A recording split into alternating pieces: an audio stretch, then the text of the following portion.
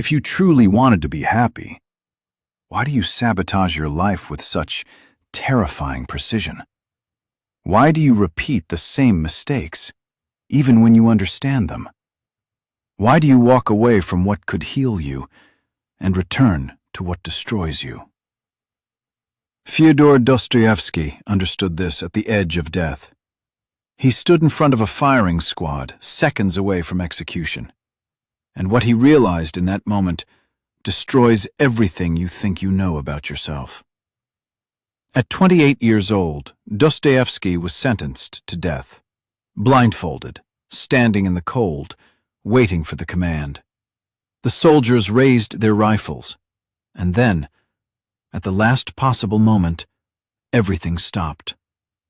The execution was a lie, a psychological experiment designed to break him before sending him to Siberia. One man lost his mind instantly.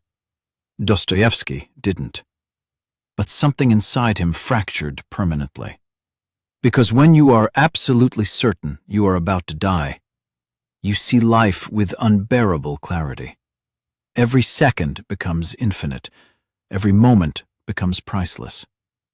And yet, after being given a second life, he did not choose peace. He chose chaos. Debt, addiction, loss, obsessive behavior, emotional extremes. It was as if, even after seeing how precious life was, he could not stop himself from moving toward suffering. And that contradiction became the center of everything he wrote. Dostoevsky realized something most people spend their entire lives avoiding. Human beings are not rational. We don't simply move toward pleasure and away from pain. We don't optimize for happiness. We don't even act in our own best interest. Sometimes, we deliberately choose the opposite. In Notes from Underground, he introduces a man who understands himself perfectly and still ruins his own life. The underground man is not confused. He is not ignorant. He knows exactly what would make him happier. He understands logic. He understands consequences. And he does the opposite anyway. Not because he has to, but because he refuses to be controlled. He says something radical. If human beings were completely rational, if we always chose what is best for us, we would become predictable, mechanical, like machines. And that is something we cannot tolerate. So what do? We rebel. Against logic, against order, against our own well-being. We choose things that harm us, just to prove that we are free. Think about that for a moment. What if your self-destructive patterns are not accidents? What if they are expressions? A way of saying, I am not predictable. I am not controlled. I will choose, even if it destroys me. This is why understanding yourself does not automatically change you. You can know what's wrong. You can analyze your behavior. You can see the pattern clearly, and still repeat it. Because the problem is not always ignorance. Sometimes it's resistance. Dostoevsky pushes this idea even further. He suggests that people don't just tolerate suffering, they are drawn to it. There is something inside us that finds meaning in pain, that feels more alive in struggle than in comfort, but prefers intensity over stability, even if that intensity destroys us. Look around. People who finally get what they wanted and then sabotage it. People who leave healthy relationships for chaotic ones. People who say they want peace but feel empty when they get it. People who create problems where none exist. Why?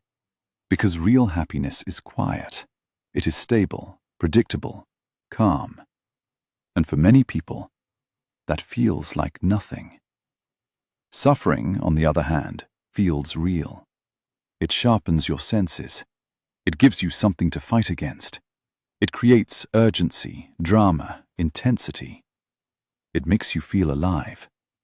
and sometimes that feeling becomes addictive. Dostoevsky knew this from experience. He was addicted to gambling, not casually, completely. He would lose everything: money, security, stability, and then borrow more, just to lose again. He understood exactly what he was doing, and he couldn't stop. The gambler does not play because he expects to win. He plays because of the risk, because of the tension, the possibility, the emotional spike. Winning is temporary, but the cycle is constant. And sometimes losing is the point, because loss confirms something deeper. I knew it. This is who I am. I don't deserve better. It reinforces identity, even if that identity is built on pain. This is where it becomes uncomfortable, because it suggests that suffering is not always something that happens to us. Sometimes we participate in it. Sometimes we maintain it. Sometimes we return to it, even when we have a way out. In Crime and Punishment, Dostoevsky explores this through murder, not as a crime story, but as a psychological breakdown. Raskolnikov believes he is above moral law. He convinces himself that certain people have the right to do terrible things if it leads to something greater. So he tests it. He kills. But the real story begins after the crime, because the punishment is not external. It is internal. Raskolnikov cannot escape himself. He becomes fragmented, unstable, paranoid, exhausted. He thought he could act without consequences, but the consequence is consciousness itself. Dostoevsky shows something terrifying. The human mind is not built to live without moral weight. You can justify your actions, you can explain them, you can build theories around them, but you cannot remove their impact. You carry it, and that weight becomes suffering. But here is the deeper problem. Raskolnikov cannot live with what he has done, but he also cannot live without meaning. Because if nothing matters, if there is no purpose, no truth, no moral structure, then everything becomes possible, and everything becomes meaningless. This is where Dostoevsky becomes philosophical. Without meaning, human beings don't become free. They become lost. And in that loss, they either collapse or they create their own suffering just to feel something real. In The Idiot, he explores the opposite extreme. What happens if someone is truly good? Not morally superior, not performative, but genuinely compassionate. Prince Mishkin sees people clearly. He understands their pain. He forgives instantly. He loves without conditions. And what happens? He is destroyed. Not because he is weak, but because people cannot accept that kind of goodness. Because to accept it, they would have to face themselves. People don't just want to be loved. They want to feel worthy of that love. And when they don't, they reject it, attack it, destroy it. Again, the same pattern. We move away from what could heal us and toward what confirms our internal chaos. Dostoevsky's insight is brutal. Human beings are not driven purely by the desire for happiness. We are driven by something deeper. The need for meaning. The need for freedom. The need to feel real. And sometimes, suffering provides all three.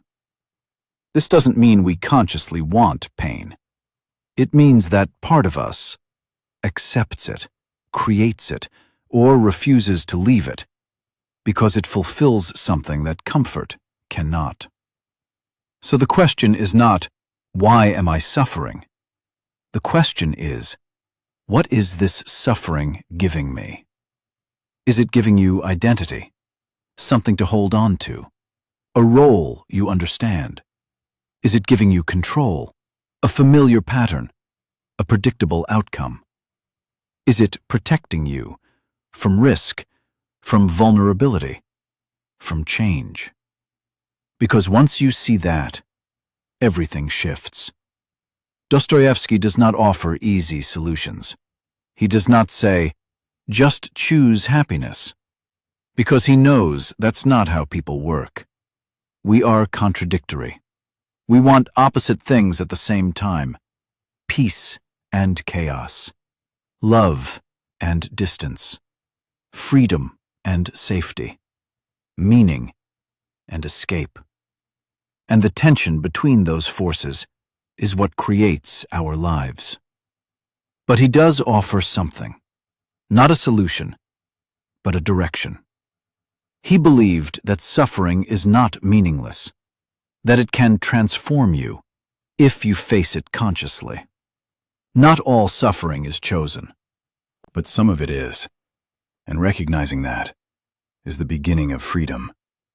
Because once you see your patterns, once you understand your contradictions, once you recognize the ways you participate in your own destruction, you gain something rare: choice. Not perfect control, not instant change, but awareness. And awareness is dangerous because it removes your excuses. You can no longer say, I don't know why this keeps happening. You see it clearly, repeatedly, uncomfortably. And in that moment, you stand where Dostoevsky stood, not in front of a firing squad, but in front of a realization that life is not something that just happens to you. It is something you participate in, even in the parts that hurt. And maybe the goal is not to eliminate suffering completely. Maybe that's impossible. Maybe the goal is to understand it, to stop blindly repeating it, to stop confusing it with meaning, to stop using it as identity, and to choose consciously what kind of life you are willing to live. Because in the end, the most dangerous idea Dostoevsky gives us is this: you are not just a victim of your life. You are also its author. And whether you realize it or not, you are writing it every single day.